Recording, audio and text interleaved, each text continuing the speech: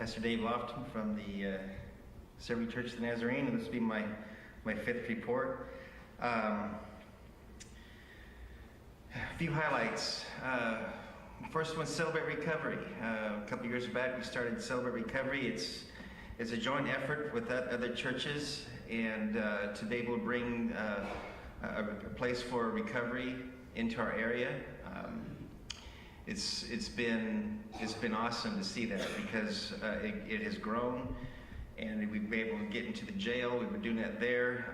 We've already, because of that, there's a lot of people in our small little town that have become a part of that Celebrate Recovery, and has given us a way to really connect in more ways with people in our community. And we even these past few Sundays we've got a new family because of Celebrate Recovery. And there's another family, one of their family members. Let's just say, when I first moved there, I was out walking my dog Toby one late evening, and there was this guy walking by. Now, Toby's a black lab, and he's very friendly. You know how black labs are. If you know anything about them, they're very friendly with just about everybody. But on a very rare occasion, he will see somebody that for some reason, you don't like them. And I saw this guy walking by, and just that odd, unexpected situation where Toby just really did not like this guy walking by. He was really growling at him. I said, maybe I should be praying for this guy. Ended up, I have, for the most part of my time being there, he was somebody who was distant. You hadn't had a chance to really get to know. But I sure have got to know really good in the jail.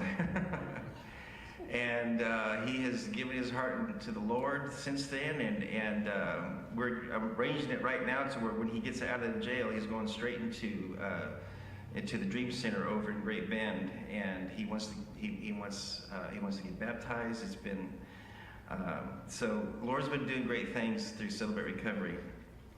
Another thing is we've for about a little more than 2 years now, we've had this food pantry, the Harvest House, and we're serving somewhere between 150, 160 families a month.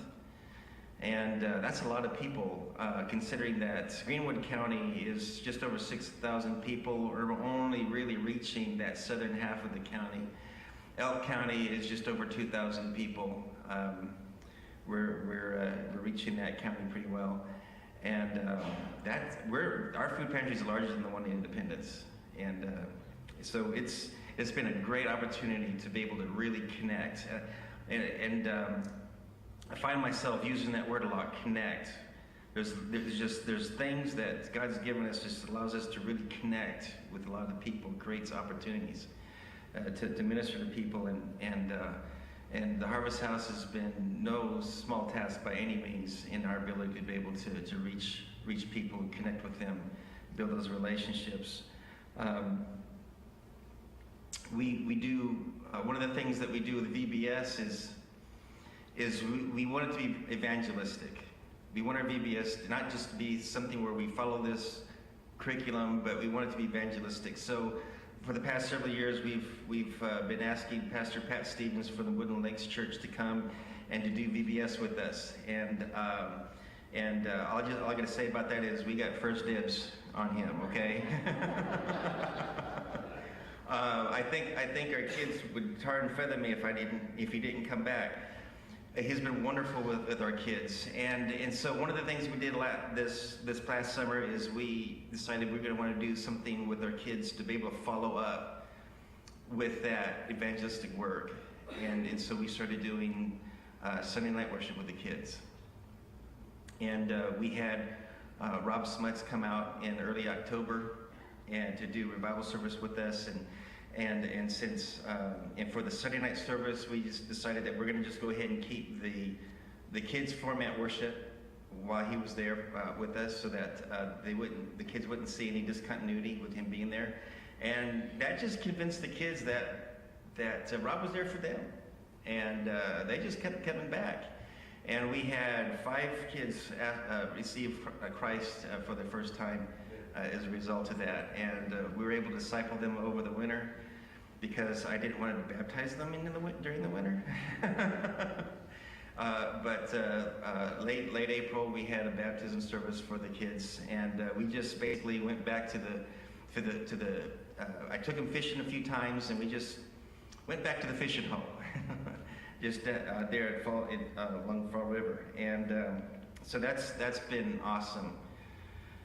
That's been just to see that, and I've already talked to another kid who's asked Jesus into his heart. He wants to get baptized, and so that's been good ministry there. And we'd had Dan Broughton come out not too long ago, just back in early April, and for him to share what God's doing in our district, in our churches, and to excite us with what God can do, and to do a work of revitalization. So we're beginning to do work on that, and I just want to leave with this because one of the things that impacted me a lot at the beginning of the year, and just really got me thinking, and just looking back through the years, and so I'm just gonna brag on my dad a bit, and I think he's one of the main reasons why I feel this way, and how important it is that we reach out to the men. It's very important that we reach out to the men, and that's just been really heavy in my heart, and so that's one of the things that I've been really wanting to develop on lately, just to hang out with those guys, particularly the ones that are on the fringes. Because when you reach a child to the Lord, you reach a child to the Lord, and you disciple them. And it's awesome to see that. When you reach a wife to the Lord, and the wife comes, the children comes, the father stays at home, there's that dichotomy thing going on. But when you reach the men to the Lord, the whole family comes. You and the whole family. And I saw that growing up, and where my dad worked. He reached men to the Lord where he worked, and the whole families came. It was 100%, just about. The whole families came. That stuck with me over the years, and so that's just something that God's been stirring in my heart as lately. Just I want to end with this: to be more intentional. To me, this is evangelism. To be more intentional in our lifestyle, to serve the Lord and reach out to the lost, to cross barriers that creates connection in our community, and to take what God has given us and to freely give it away, and accept people as they are, and to share our story, because each one of us has a wonderful, relevant story of what God's done in our life. Amen. And that ends my report.